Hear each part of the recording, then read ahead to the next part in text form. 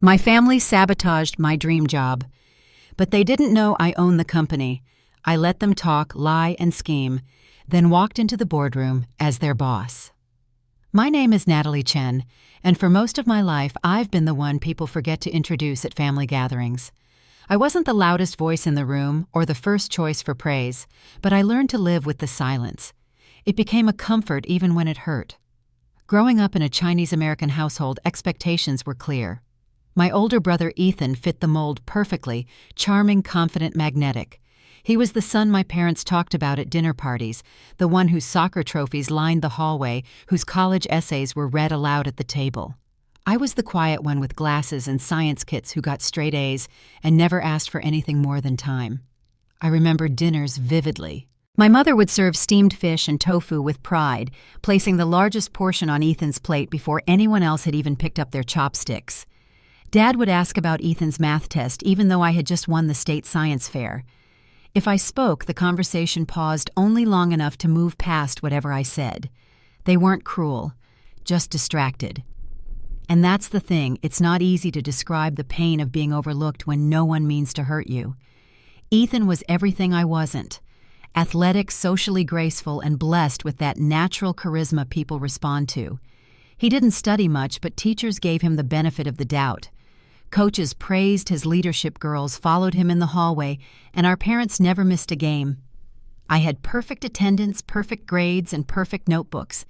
But I was just Natalie, the dependable one, the one who didn't need help, the one they assumed would be fine without praise. The worst part was, I started to believe them. That maybe what I did didn't matter as much. That maybe working quietly and succeeding in silence wasn't worth mentioning. I stopped bringing home certificates. I stopped asking them to come to robotics competitions. I stopped trying to be seen. But I never stopped working. I filled my summers with internships, taught myself programming at night, and read textbooks for fun.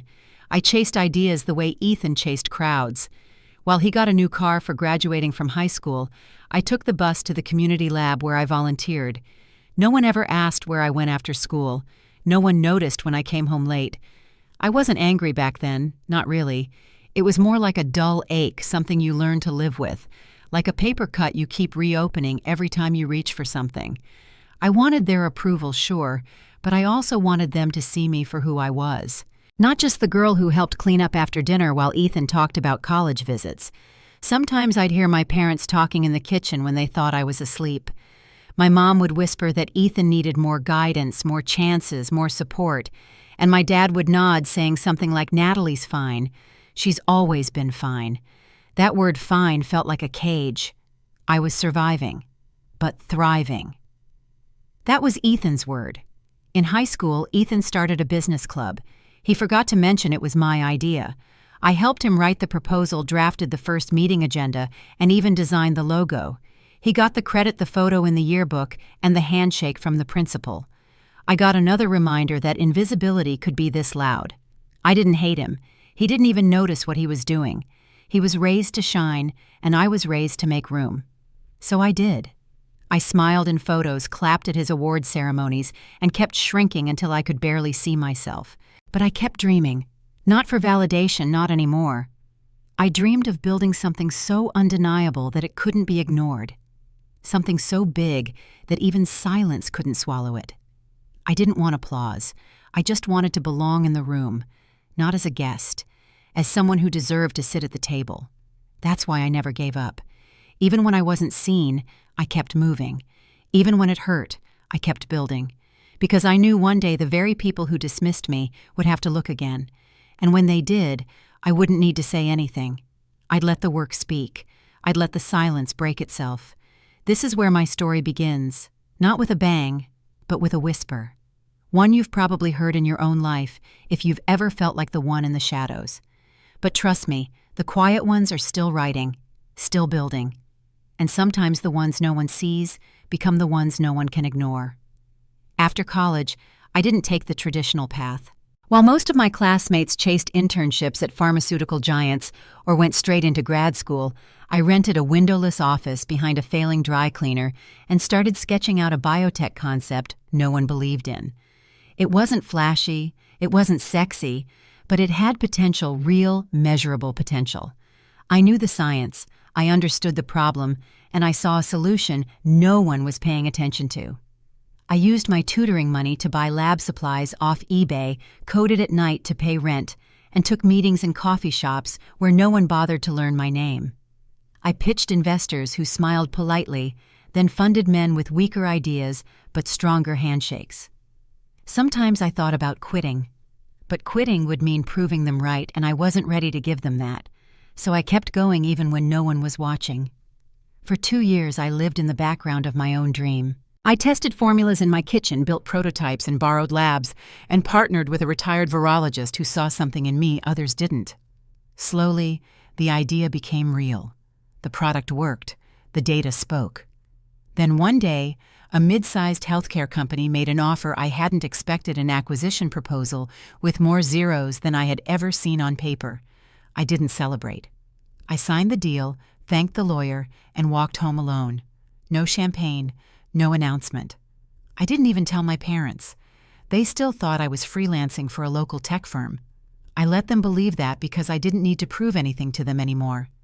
Success, I'd learned, felt better in silence. When the money hit my account, I didn't buy a car or book a vacation. I reinvested quietly, opened a trust, hired a financial advisor who worked under an NDA. I was building for something bigger now, not just a company, but a future I could control. Not because I wanted power, but because I wanted peace. I never chased the spotlight. I just wanted space to build something that mattered, and maybe, just maybe, prove to myself that I was always more than what they saw. That belief carried me forward without applause, without headlines, and without needing anyone else to say I was enough. I already knew. After the sale of my first startup, I knew exactly what I wanted to do next. Do not start another company from scratch. Do not chase another invention. I wanted leverage. I wanted infrastructure. I wanted to build something that couldn't be taken from me with a single decision from someone else's boardroom. So I formed a holding company, clean, discreet, and buried under layers of trusts and anonymous entities. Onova Health Tech was an underrated player in biotech, focused on diagnostics and early detection tools. From the outside, it looked like just another mid-size firm with decent patents and outdated leadership. But I saw something deeper. A pipeline with promise, an undervalued stock price, and more importantly, a leadership team that didn't know someone like me was already embedded in their system. I joined as a senior analyst and kept my head down. No one noticed the new girl in the strategy department. They didn't realize she was buying them piece by piece. Over 8 months, I acquired shares through 3 private firms, 2 independent board members, and 1 aggressive silent partner. Every transaction was legal, every document airtight, and not a single one bore my name directly. Ethan, of course, had no idea. As Onova's operations director, he spent his time giving presentations, booking conference keynotes, and bragging about scaling logistics. I let him. It made him easier to track. I kept everything quiet. My lawyer worked from Switzerland. My accounting team didn't know who I was beyond my initials.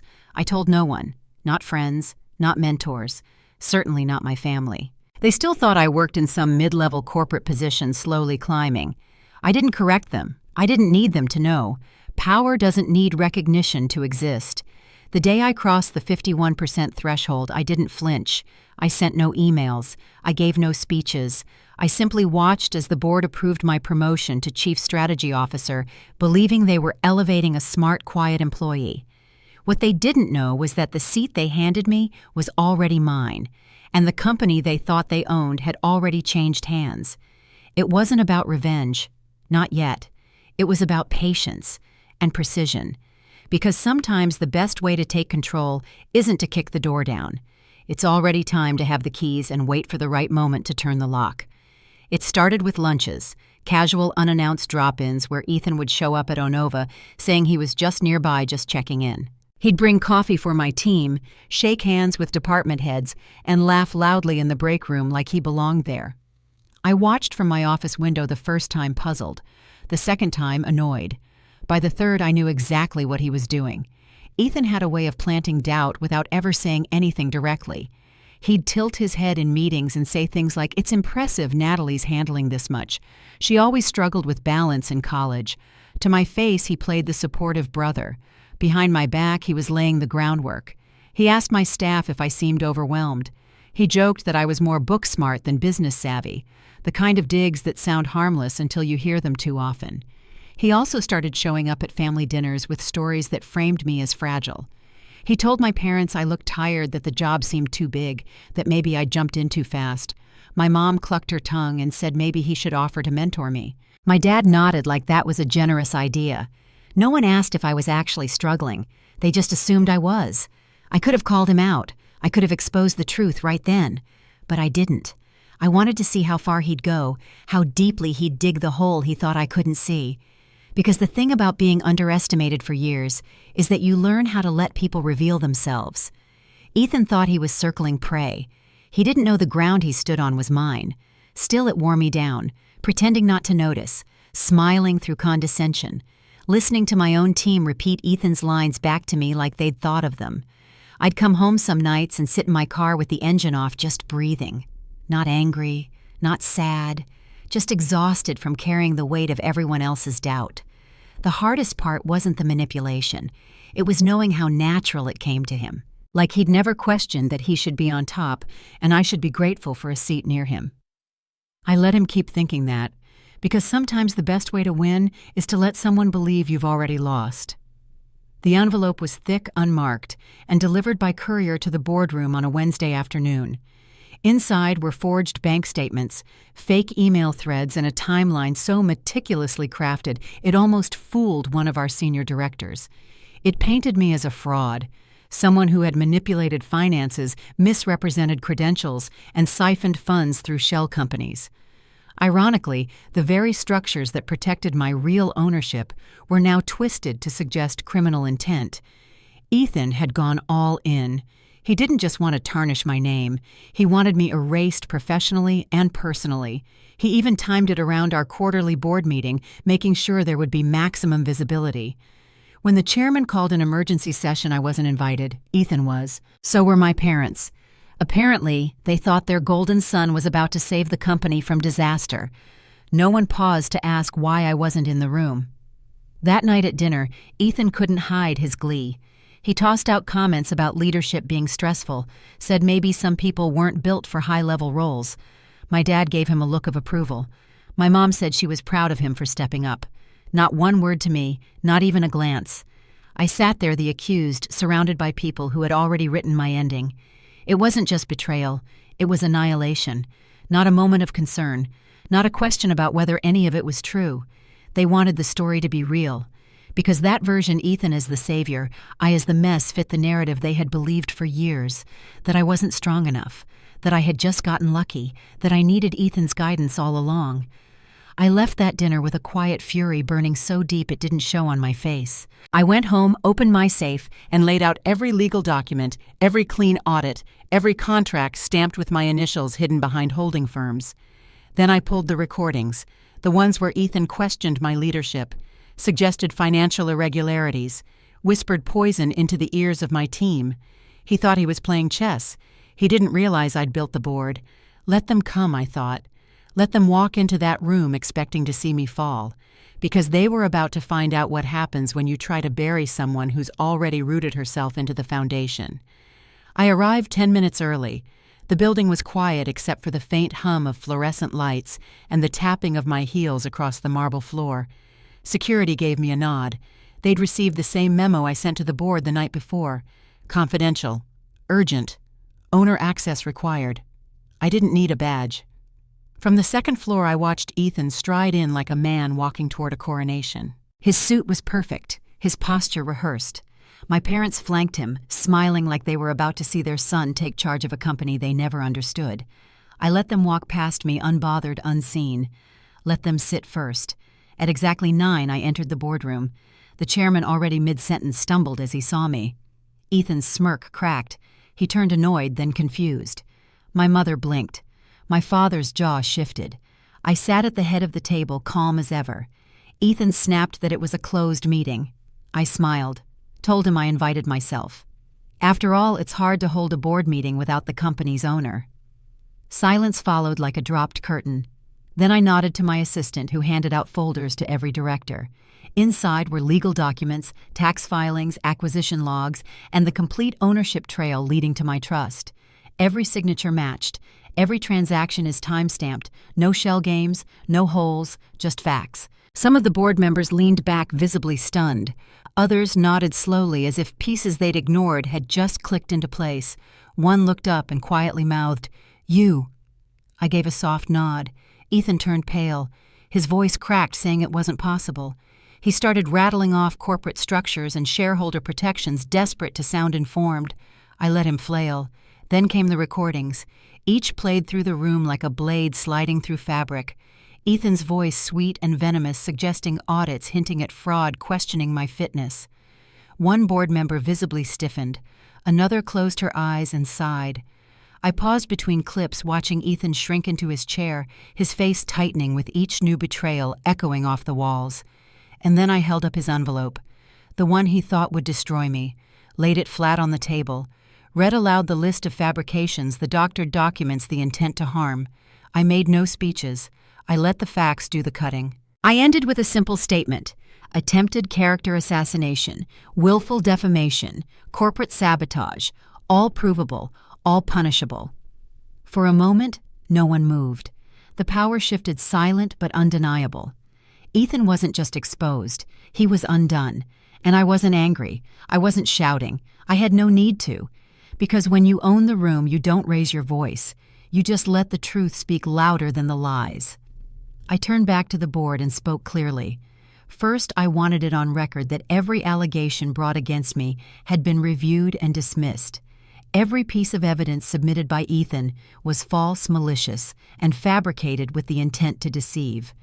The board nodded one by one, some with regret, some with quiet fury. Then I requested a formal letter be sent to Ethan's current employer. It would contain the full documentation of his misconduct audio recordings, falsified reports, and the attempted sabotage of an executive officer. His actions put the company at risk. There had to be consequences. Finally, I issued my last directive. Effective immediately, Ethan Chen was terminated from any and all association with Onova Health Tech. Furthermore, both he and our parents were permanently banned from entering corporate property, attending events, or contacting staff in any capacity. Any violation would result in legal action, not disciplinary. Legal. My mother gasped. My father blinked like he was waking up from a nap that had lasted too long. Ethan sat frozen. Then he spoke, his voice cracking, pleading. He said he was trying to protect the company, that he was worried about my judgment, that this wasn't fair. I looked at him and didn't see a brother. I saw a man who only felt sorry because he got caught. You weren't protecting anything. You were protecting yourself from being irrelevant. You saw me rise, and instead of helping, you chose to tear me down. And you, I said, turning to my parents, you came here to watch it happen. You didn't defend me. You never have. My mom whispered that we were still family. I didn't flinch. Family doesn't try to destroy you when you finally succeed. Family doesn't align with the person holding the knife just because he's louder. I was done shrinking to make room for their comfort. I apologized to the board for the drama, for the theater of it all, but I needed everyone to understand what had been hiding in plain sight. I gathered my papers and stood. This meeting is adjourned. Security will escort them out. As I reached the door, Ethan called after me. He said he was sorry, that he was jealous, that he didn't know how to handle me surpassing him. I turned back once, met his eyes, and gave him the only truth he earned. You tried to end me. I outlived your expectations. Then I walked out calm and clear, finally standing in the power they never thought I'd own. It was a quiet Thursday evening when Layla buzzed my office. She said someone was here to see me unannounced and said it was personal. I looked at the clock. It was nearly 7. Most of the building had emptied out. I told her to send him in. Ethan walked in slowly, shoulders slumped, hands tucked into the sleeves of a wrinkled gray sweater. His hair was shorter. No watch, no tailored suit. Just a man who had been stripped of everything he once thought made him valuable. He didn't sit. He placed a plain manila envelope on the edge of my desk and stepped back. He didn't make excuses. He said he had compiled everything, contacts, emails, records of what he'd done. said he was owning all of it and sending the same to the board and his old employer. I didn't interrupt. I watched him speak, waited for the performance, the manipulation. But it never came. Just his voice, raw and low, finally quiet, in a way I'd never heard before. I asked why now. Why come to me at all? He looked down, hesitated, then said the words, "I never expected." "Because you were right. I wasn't building anything real. I spent my life borrowing identity from applause, thinking visibility was value. And when you started doing better than me, I didn't know how to exist without feeling superior. So I tried to take it from you." I nodded slowly, not because I forgave him, but because I understood. That kind of emptiness isn't born overnight. It's cultivated, reinforced. And I knew too well how deep approval could burrow into the bones. He turned to leave, saying he was starting over. Entry level, no shortcuts, no more pretending. He didn't ask for a second chance, just wanted to know. I let him get to the door before I spoke. I told him to send me his resume. Not now, not soon, but in a year. If he stayed the course, did the work, and earned trust the long way, I wasn't offering redemption. I was offering the possibility of one. If he were serious about becoming someone different, then there might be room someday. Not above, beside, starting small. He turned eyes wet but didn't cry, just nodded, one slow movement of humility I'd never seen from him before. Then he left without another word. The door clicked shut, and I sat there for a long while staring at the envelope he left behind. Forgiveness doesn't erase the past. It doesn't rebuild trust overnight. But it makes space. Space for growth, for accountability, for something new to take root where damage once lived. I didn't need Ethan to grovel. I didn't need a grand gesture. I just needed the truth. And in that moment, I think I finally got it. What happens next isn't about reconciliation. It's about restoration. Not of what we were, but of who we're capable of becoming apart from the lies, the roles, the damage. That's not weakness. That's the strength of boundaries. And if he chooses to walk that path for real, I'll meet him there on his own feet. Some nights I sit by the window in my corner office and watch the skyline shift into evening. The glass reflects back more than just city lights. It reflects a life I built in silence, one decision at a time, without applause, without permission. A life that was never supposed to belong to someone like me, at least not in the eyes of the people who raised me. Onova is thriving. Our new diagnostics platform just cleared FDA approval. We're expanding into 3 more states, hundreds of jobs, lives touched, futures altered, all of it born from work that began when no one believed I could lead. And now every contract, every innovation, carries a quiet echo of those years when I was told to stay in my lane. My relationship with my parents is polite, not warm, not cold, just distant enough to keep peace. They still send holiday cards with small notes about Ethan's progress or reminders to visit more often. I respond when I feel like it, not to prove anything, but because I've outgrown the need for their approval. A few weeks ago, I received a letter, thick paper, neat handwriting. It was from Ethan. No apology this time, just a thank you. He wrote that failure had taught him more than any of his early successes ever did, that starting over gave him something real to hold on to. Watching me stand up, not just for myself, but for truth, cracked something open in him, something that needed breaking. He said he's not asking for anything, just wanted me to know he's trying, really trying to earn a life built on honesty. I folded the letter, tucked it into a drawer, and sat there for a long time. Not out of sadness, but sometimes growth comes from the most unlikely places, and that in itself is worth holding space for. Looking back, I don't regret the silence I carried for so long. It taught me how to listen, how to observe, how to move with purpose while others moved for attention. It taught me that validation is fleeting, but clarity is lasting, and that sometimes the loudest power is the one that doesn't need to raise its voice. To anyone out there building in the shadows, doubting your path because no one's clapping yet, I see you. You don't need noise to prove your worth. Let your silence build your empire.